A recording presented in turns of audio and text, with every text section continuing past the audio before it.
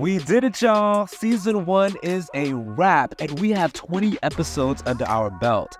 Thank you to all of our special guests for blessing us with thought-provoking conversations over these past few months, and shout out to all of you who have joined us for this journey. Stay tuned and make sure that you are subscribed to Stranger Fruit, signed up for our newsletter, and following us on social media, because starting next week, we will be releasing bonus audio episodes. Get ready for summer school, y'all. And in the meantime, check out some of our favorite moments from season 1.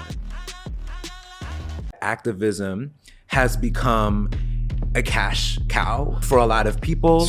Division is at an all-time high. We could see before that that's how CNN and Fox News made their money, by completely being on polar opposites of any situation, even if they didn't believe what the fuck they were saying. And now you as an influencer can do the same thing. Now you can get a check for being a Candace Owens. Now you can get a check for being extremely liberal on the other side.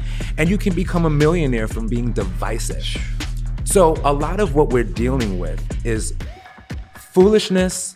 It's artificially made so that people can have a means to a financial end. People are in an escapist mindset and have been for a while. So they want to hear music about celebration and getting money and leveling up and all of these things, because it distracts you from your reality. I think that's actually where hip hop shifted, even in terms of violence, where it started off telling the story of what was happening in the street. The people that were rapping were not the people in the street. That was the difference. They were saying, this is ruining our neighborhood, let's rap about it. And then rappers became the drug dealers. So now it's not, hey, there's violence happening and we hate that for our community, let's rap about it. It's, hey, I'm the drug dealer and I had to shoot somebody today because he got in the way of my drug deal. So as the conversation shifted, as the 80s came and went and we became the pusher and not the consumer, the music changed. Because when you sell drugs, you have to carry a weapon, and that's it. You have to do that. So now if the drug dealer is the rapper, you're gonna have violent music. If you notice the shift, music is still violent, but it's become more depressed, because now the rapper is the drug user. I think we talk about hip hop a lot and it's such an easy scapegoat. It is. Such an easy scapegoat, because then we don't have to talk about the fact that we live in a patriarchal, misogynist, misogynoir society, and hip hop just makes it sound delicious. There's nothing happening in hip hop right now that doesn't happen at work, that doesn't happen in church, that doesn't happen in our civil rights spaces. It is the same Oh thing, my God, that's so true. Except in those environments, it's not okay to look at me and say, bitch. But that's what you think. But you treat me like a bitch. My mom may have not been okay with my queerness, but she may have tolerated it if I brought a white partner, as opposed to I'm bringing a black woman. Because the common denomination. You're saying too much. Just spilling all the secrets. I'm okay with that. I'm okay with that. I feel like there's still constant unpacking. All the time. And I think about, okay, cool. For me now, anti-racist work is no longer enough if we're not talking about like pro-black liberation. Like I can understand anti-blackness via colorism, right? Because the darker I got, the more proximity I had to blackness. So the common denominator was that blackness was not okay. And so I feel like now that I'm older, I'm like, no, anti-racism work is not enough, but black liberation is the work that needs to happen. Because it's the atoning for that harm atones for so many other harms too. When my dad left us, like the whole family was like, yeah, because he's black.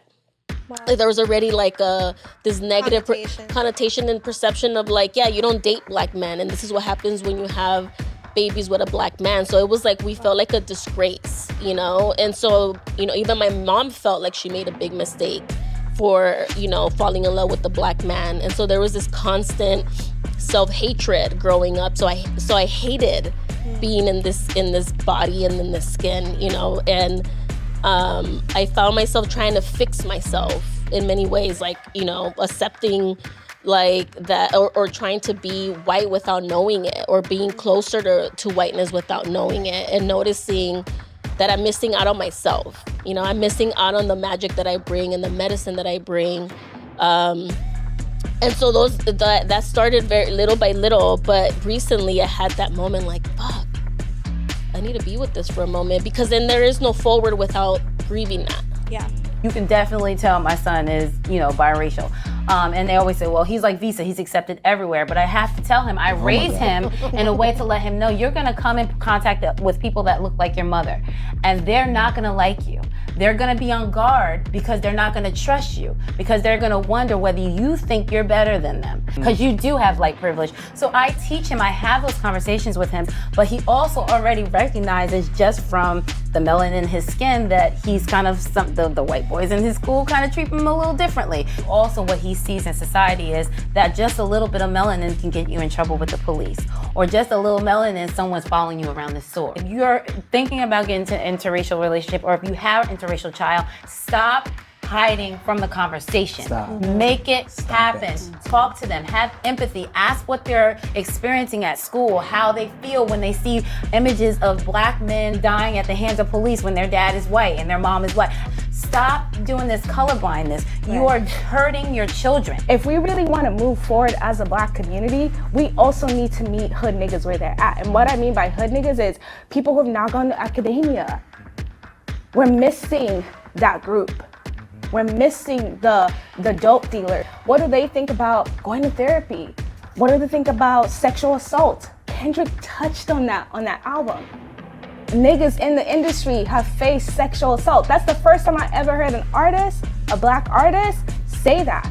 So A black male artist. on a mainstream level. On People a understand yes. it, and I think that's the important. first time I ever heard that, and people are missing. And I'm like, do you just see what this man just did? He literally, like he said, I'm sacrificing myself for this healing. I acutely understand what it feels like to be in black spaces and not be fully black. I get that.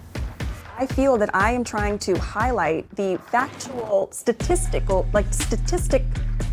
supported differences in our existences. And we have to be honest and open about that if we wish to dismantle colorism, which comes from white supremacy.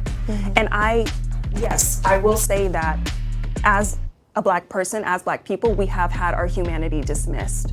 But it's not in this, I will say that again, it is not in the same way that darker skinned people have had that happen to them. Historically, statistically, in prisons, you can name it. It's not the same. And I hope that in having these conversations and hearing that out loud, because that's a real thing, light-skinned people don't take that as an attempt to push us out. It's actually just getting us to be honest with and reckon with how we are treated differently versus our dark-skinned brothers and sisters. This whole idea of POC and this unity train, nobody's willing to go to the final destination. And so people are falling for symbolism, which is why it feels like it was performative. So like when the symbolism happens, Nancy Pelosi kneeled. Okay, I can get off the train. We fixed racism. Like the POC, we're all unified. And so the next stop is, okay, they passed this legislation. Okay, I'm getting off the train. And so what you're feeling like that accountability is people are not willing to stay on to the final destination. Like, what are you willing to actually do? Because words are nice, but where are the actions? And who's going to be willing to stay on that train to the final stop? A lot of people are really big talking about it, but they're not really willing to do anything. But look what you're asking them to do. We're asking people to literally dismantle the very identities that they were born into, right? So now you have to look at your mom. You have to look at grandma. You have to look at the intergenerational passing of the anti-Blackness that has gone from one generation to the next to the next. You have to look at yourself, and all of a sudden now you have a new identity, oppressed, oppressor.